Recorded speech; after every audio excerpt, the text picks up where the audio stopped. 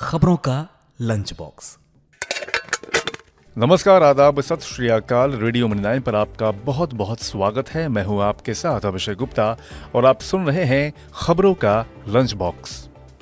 बड़े शहरों में 3 साल में कितनी बढ़ गई आवास की कीमतें, कितना महंगा हो गया मेडिकल खर्च, किस बड़े होटल के 15 लाख ग्राहकों का पर्सनल डेटा हुआ लीक, बताएंगे आपको। और इसके अलावा भी होंगी बिजनेस और पर्सनल फाइनेंस से जुड़ी कई और बड़ी खबरें। तो चलिए खोलते हैं खबरों का लंच बॉक्स। तो लंच बॉक्स के पहले डिब्बे में है प्रॉपर्टी से जुड़ी खबर और बताया जा रहा है कि टॉप शहरों में प्रॉपर्टी के रेट्स काफी ज्यादा बढ़ गए हैं। दरअसल देश के 7 प्रमुख शहरों में पिछले 3 साल के दौरान घरों की औसत कीमतें 13 से 33% के दायरे में बढ़ी हैं। रियल एस्टेट सलाहकार एनारॉक की एक रिपोर्ट में ये जानकारी दी गई है। रिपोर्ट के मुताबिक हैदराबाद के गाची बावली में पिछले 3 साल में औसत आवास कीमतें सबसे ज्यादा 33% बढ़ी हैं। हैदराबाद के कोंडापुर में कीमतें 31% और बेंगलुरु के व्हाइट फील्ड की आवास की कीमतें 29% बढ़ी हैं। एनारॉक के क्षेत्रीय निदेशक और प्रमुख प्रशांत ठाकुर ने कहा कि मजबूत मांग और बढ़ी हुई लागत की वजह से टॉप 7 शहरों में औसत आवास कीमतों में उल्लेखनीय वृद्धि हुई है। वहीं मुंबई महानगर क्षेत्र और दिल्ली एनसीआर के प्रमुख क्षेत्रों में भी औसत कीमतें 13 से 27% के बीच बढ़ी हैं।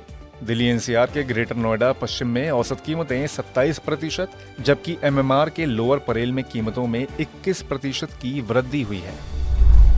एक और प्रॉपर्टी के रेट बढ़ रहे हैं तो दूसरी ओर मेडिकल खर्च का ग्राफ भी बढ़ता जा रहा है। देश में इस साल महंगाई ने लोगों को जहां खूब परेशान किया, वहीं बढ़ते मेडिकल बिल ने भी जनता को भारी आर्थिक संकट में डालने में कोई कसर नहीं छोड़ी है। एशिया में मेडिकल खर्च की महंगाई दर सबसे ज्यादा भारत में देखी जा रही है।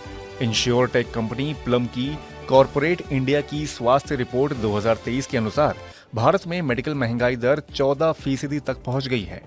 ऐसे में देश की आम जनता पर लगातार मेडिकल खर्चों का बोझ बढ़ रहा है। रिपोर्ट ने यह भी दावा किया है कि बढ़ते मेडिकल खर्चों की वजह से 9 करोड़ से ज्यादा भारतीयों की जिंदगी पर असर पड़ा है और उनकी कमाई का 10% से ज्यादा हिस्सा बीमारियों के इलाज के लिए खर्च होता है। मेडिकल की खबर के बाद अब बात आपके पर्सनल डेटा की। टाटा ग्रुप के स्वामित्व वाले ताज होटल ग्रुप में डेटा उल्लंघन में लगभग 15 लाख लोगों की पर्सनल जानकारी में सेंध लग गई है और ग्राहकों का यह डेटा साल 2014 से 2020 तक का है। इकोनॉमिक टाइम्स ने गुरुवार को सूत्रों के हवाले से बताया कि नवंबर की शुरुआत में ये डेटा उल्लंघन से लगभग 15 लाख लोगों की निजी जानकारी खतरे में है। मीडिया रिपोर्ट्स के मुताबिक ये पर्सनल डेटा डार्क वेब पर $5,000 में खरीदने के लिए अवेलेबल है। इस बीच टाटा ग्रुप की hospitality firm Indian hotels company limited ने कहा कि वो डेटा उल्लंघन के दावों की जांच कर रही है। हो सकता है कि कल जब आप IRCTC से रेलवे की टिकट बुक करवा रहे हो तो आपको कुछ दिक्कतों का सामना करना पड़ा हो। तो इस पर भारतीय रेलवे ने खुद अब जवाब दिया है। दरअसल इसे लेकर यूजर्स ने सोशल मीडिया पर नाराजगी भी जताई थी। तो यूजर्स का गुस्सा बढ़ता देख रेलवे ने खुद आगे आकर इसकी वजह बताई और सोशल मीडिया X पर बताया कि ई-टिकट सर्विस तकनीकी समस्या की वजह से काम नहीं कर रही है, लिहाजा IRCTC की वेबसाइट से टिकट बुक करने में परेशानी आ रही है। रेलवे ने बताया कि इस समस्या पर तकनीकी टीम काम कर रही है और जल्द ही इसे ठीक कर लिया जाएगा। ये समस्या अस्थायी है और जल्द ही टिकट बुकिंग की सुविधा दोबारा शुरू हो जाएगी। अब खोलते हैं लंच बॉक्स का अगला डिब्बा। वित्त मंत्री निर्मला सीतारमण ने कहा कि गैर बैंकिंग वित्तीय कंपनियों यानी कि NBFCs और लघु वित्त बैंकों को भारतीय रिजर्व बैंक के सुझाव के अनुरूप कर्ज देते समय सतर्क रहने की जरूरत है। RBI ने वित्तीय संस्थानों को कर्ज देते समय अति उत्साह से बचने की सलाह दी थी। वित्त मंत्री ने कहा कि RBI इस बात को लेकर सजग है कि वास्तव में बारीक रेखा कहां पर है।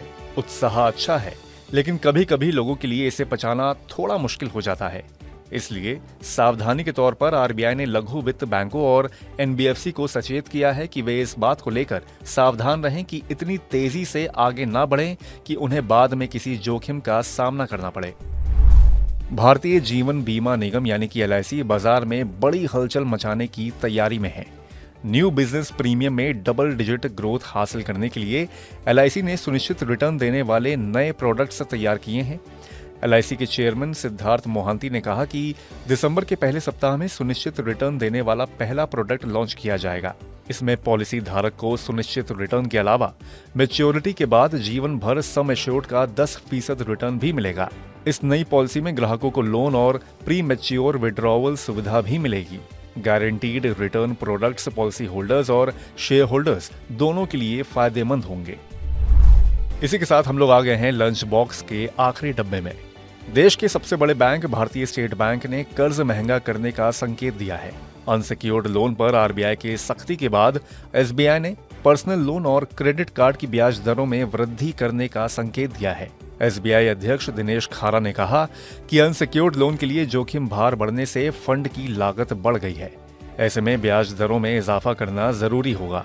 खारा ने कहा कि अनसिक्योर्ड लोन के लिए जोखिम भार बढ़ने से एसबीआई के नेट इंटरेस्ट मार्जिन पर 2 से 3 बेसिस पॉइंट्स का असर पड़ेगा।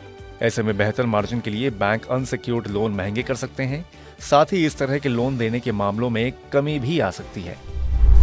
तो इसी के साथ बंद करते हैं खबरों के लंच बॉक्स को। उम्मीद है कि इसमें पेश की गई खबरें आपको पसंद आई होंगी। अगर ऐसा है तो हमें कमेंट करके जरूर बताएं।